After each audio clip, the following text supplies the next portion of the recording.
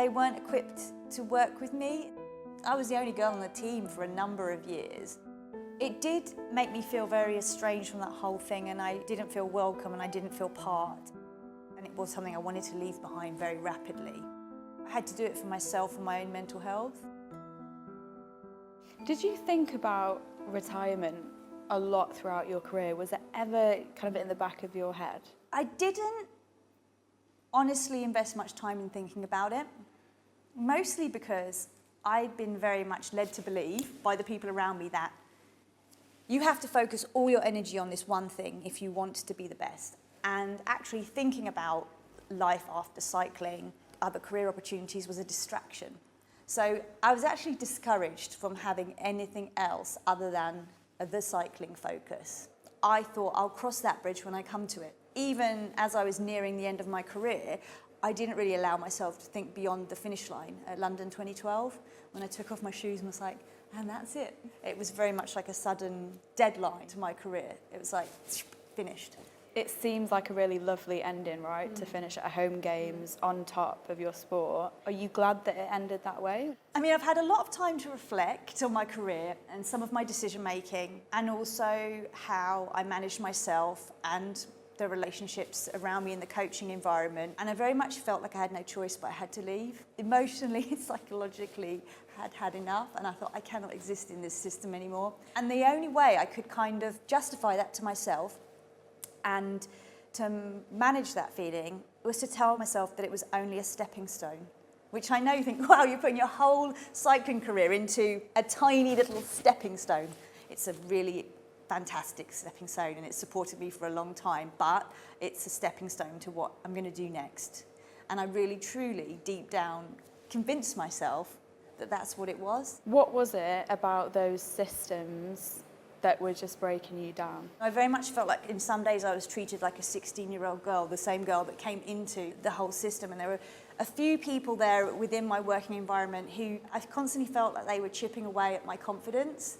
And I can honestly say, as a world and Olympic champion, I'd never been so insecure than I have been in my whole life, because I think it's almost controlling your performance to such an extent. They invest so much energy and emotion into your performance that they're very hard on you and your choices and what you do and where you go and what you eat and how much you sleep and all these things. Your life is very controlled, and I just needed to break out of that, because I was like, I can't. I feel like it's claustrophobic. I can't do it anymore. I had a very difficult relationship with the cycling team, only because there were a few individuals there that made me feel very uncomfortable, and my relationship with them was strained, but they happened to be my immediate point of call, so there was no avoiding the fact that there was some challenging relationships that I had to deal with on a day-to-day basis. I was asked to come and meet the new women's sprint team. Carly McCulloch was the coaching at the time, and she invited me to come and meet the women that were on the team. But I was so relieved to see that it was so different. It felt different.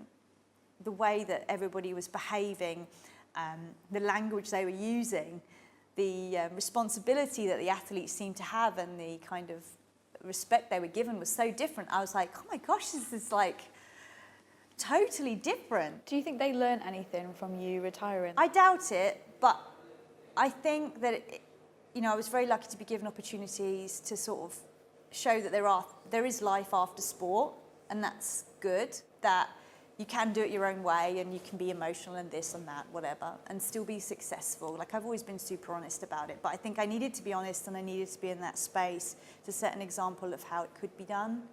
And it may not have been recognised immediately, but I think over time, I think people have become a lot more understanding of like how it was and how it should be. Do you think people were surprised by it when you first spoke about it? Because obviously you kind of epitomised success, right, within the team.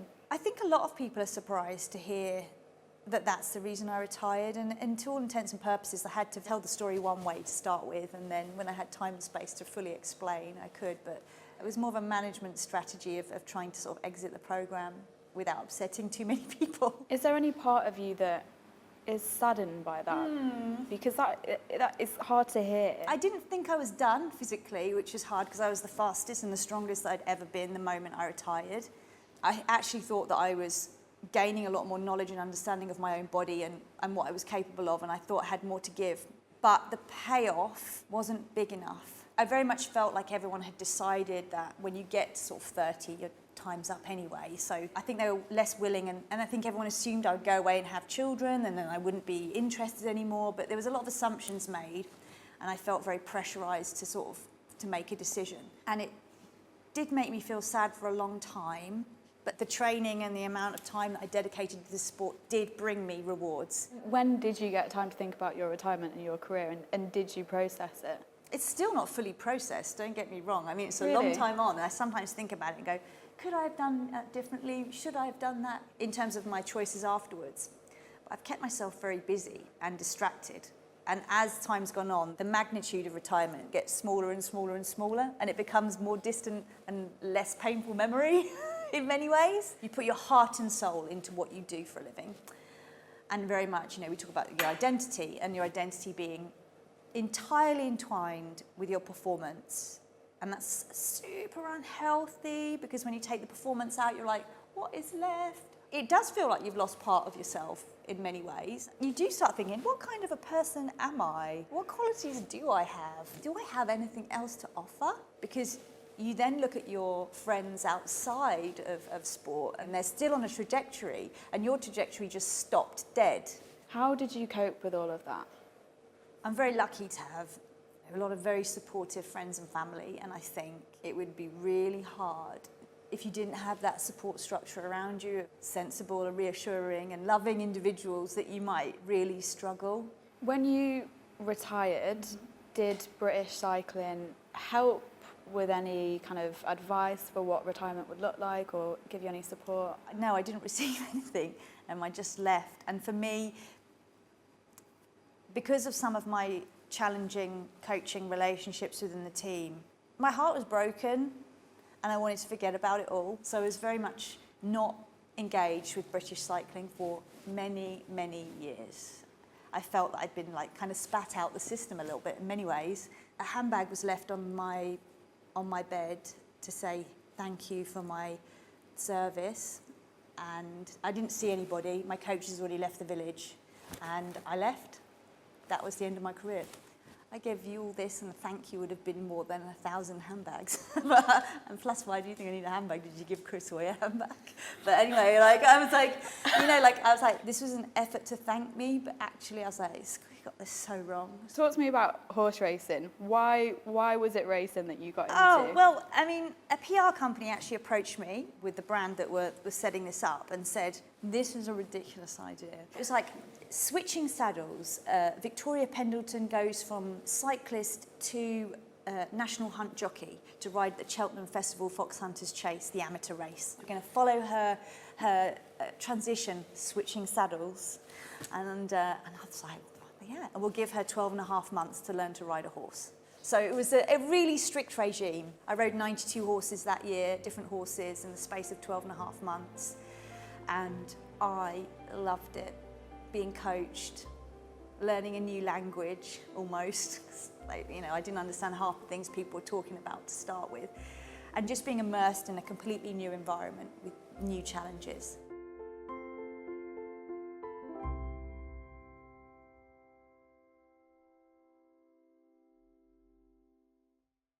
Fortunately, we've had great opportunity to listen and learn from Victoria's experiences over the years. The programme as it stands now at Great Britain Cycling Team is quite different to it was in the time that Victoria's referencing in that 2008-2012 period. And of course, over that time, all of the people, almost without exception, that she is talking about in her interviews and her feedback, they don't work at British Cycling, haven't worked here for some number of years. I started as the performance director in 2017. We've had new staff and new practices operating across that time, and really focused really hard on how to try and improve the culture positively over that time. The sport as a whole went through the Cycling Independent Review in 2016. There was a lot of lessons that we learn from that. But we've also tried to learn from each of the feedbacks we've had from all of the people, not just the stuff that was in the Cycling Independent Review, but we're continually trying to be, if you like, lifelong learners as a team and how we can make things better.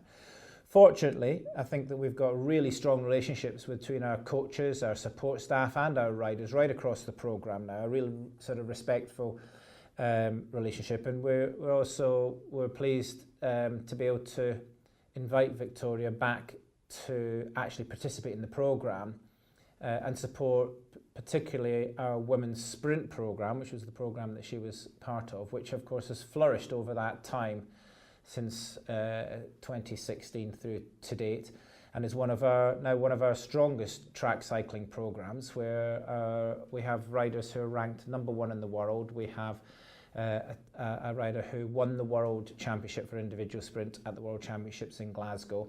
And we have a whole cohort of women who are delivering to the very highest level at worldwide and looking really good for performances in this coming Paris Olympics. So that said, we continue to listen to riders, to others, to feedback, and to continue to try and improve the programme, because we understand that that will always be something that we'll always have to work on, is how can we try and change for today's riders, how can we learn from the past, and how can we move things forward. So yeah, it's a challenge that we relish, it's a challenge that we take part in, and we're very fortunate to have the support of Victoria and many of her other alumni to help us on that journey.